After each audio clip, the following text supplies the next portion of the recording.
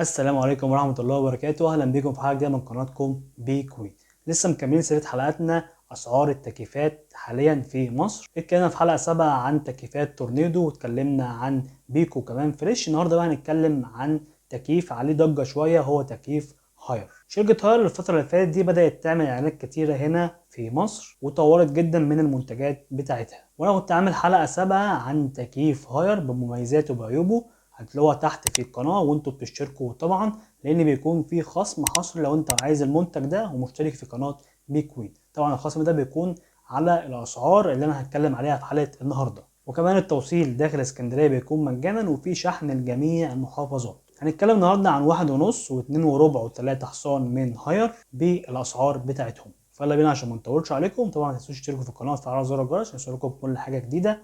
يلا بينا نشوف معانا ايه النهارده. بالنسبة لتكييف هاير 1.5 حصان بارد ساخن فسعره عامل 22,000 جنيه، وده بالمناسبة بيكون سعر كويس جدا مقارنة بالأداء والجودة بتاعته. وأنا هنا مش بعمل إعلان، أنا بوضح لكم مميزات وعيوب التكييف. وبالنسبة لل1.5 حصان بارد ساخن الانفرتر فسعره عامل معانا 29,000 جنيه، وبيكون في موديل أعلى شوية في الخامات بارد ساخن انفرتر سعره عامل 33,000 جنيه، وفي موديل 1.5 حصان بارد فقط سعره عامل 21,000 جنيه.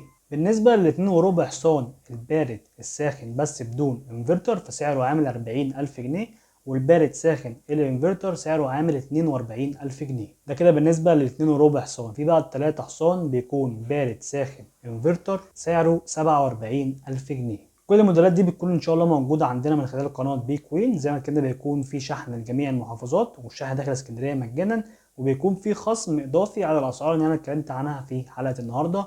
باذن الله مش هتلاقوا اسعار اقل من كده في السوق. يا رب تكون الحلقه عجبتكم واستفدتوا منها. طبعا ما تنسوش تشتركوا في القناه وتفعلوا زر الجرس عشان يوصلكم كل حاجه جديده. اشوفكم حلقه جايه كتيره، والسلام عليكم ورحمه الله وبركاته.